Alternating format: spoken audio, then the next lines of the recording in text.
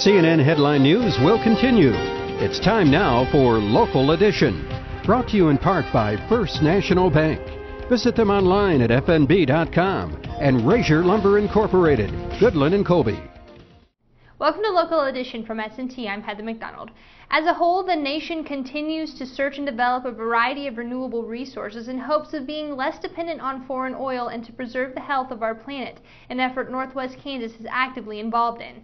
A workshop discussing a wide variety of resources was held in Bird City Wednesday by Ogallala Commons, a nonprofit resource development network for communities in the Ogallala Aquifer region. Just a chance to educate people about those opportunities, especially now with the tax credits that have been extended for 8 years. It gives a lot of opportunities, not just for large-scale operations, but for residents and farms and small businesses.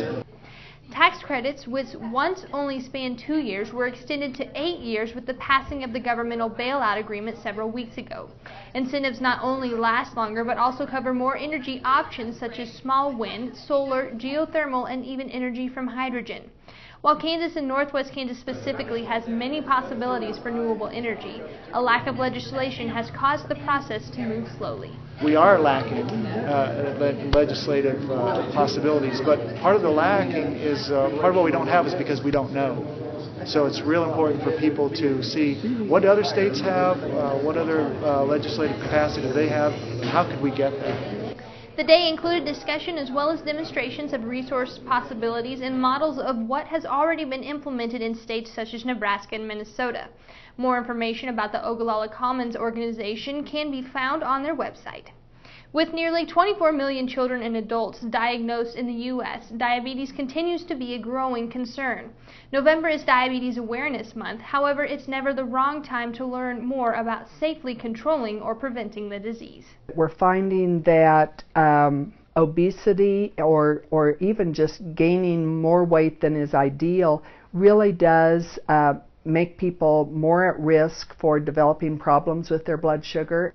Diabetes is defined by the American Diabetes Association as a disease in which the body does not produce or properly use insulin. Insulin is a hormone that is needed to convert sugar, starches, and other food into energy needed for daily life. Glucose levels can be controlled by maintaining a healthy meal plan and by regulating quality and quantity. For example, sugar from fruit is much better than sugar from pop, and 1 scoop of potatoes is often better than 2 or 3. But being diagnosed with diabetes is only the first step. If not regulated properly, the disease can lead to more severe health issues such as high blood pressure, heart attack or stroke, blindness, and even amputation. We know that if we don't control the blood sugar, it will create complications. And so that's why it's so important for the person who has diabetes to learn about their disease, because what we call the self-management skills are so important. Through healthy diet, good exercise, and working in tandem with a dietitian, nurse educator, and physician, diabetes can be controlled and many times regulated without injections or pills.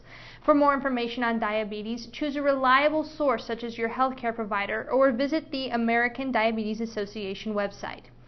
Kids were cooking in Sherman County as nearly 25 kids gathered after school Wednesday at the 4-H building in Goodland. Kids A-Cookin' is part of the family nutrition program provided by K-State Research and Extension that gives young people the opportunity to work with adults making simple, nutritious foods. What's the neat part about this is when they cook foods, they're more likely to eat those foods. So if you're cooking nutritious foods that maybe something you haven't been able to get them to eat, if they have ownership of it, that they've made it, then they're more likely to eat something more nutritious. The educational program not only teaches kids how to cook, but also instills in them nutritional ideas about food by providing a greater understanding of the food guide pyramid and even eating a wider variety of food. Kids A-Cookin' is available in the 9 Northwest Kansas counties. More information is available at your local extension office. And Thanksgiving is right around the corner, which means Santa City and Colby will soon open its doors. The members of the RSVP Club gathered on Tuesday and were busy baking and decorating over 3,000 cookies to be given away at Santa City. Santa City will first open their doors November 28th and will be open until Christmas. That's it for your local edition. Thank you for joining us. Stay right here. More CNN Headline News will continue after this. For some instructions. Oh, that hurt. No, that hurt. Local Edition has been brought to you by First National Bank and Razier Lumber Incorporated.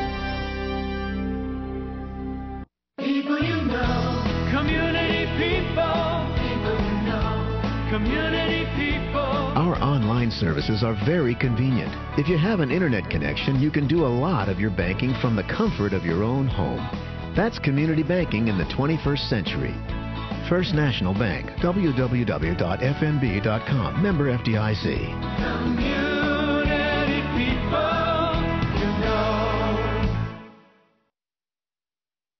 Register to win a $1,000 shopping spree given away the 1st of December from Razor Lumber Incorporated. We are proud to be your hometown source for all your home improvement needs, and we would love to call you with a nice holiday present. Come browse around and register for a $1,000 shopping spree at Razor Lumber Incorporated, 605 Caldwell Goodland and 490 East 4th Colby, serving the tri-state area for 60 years.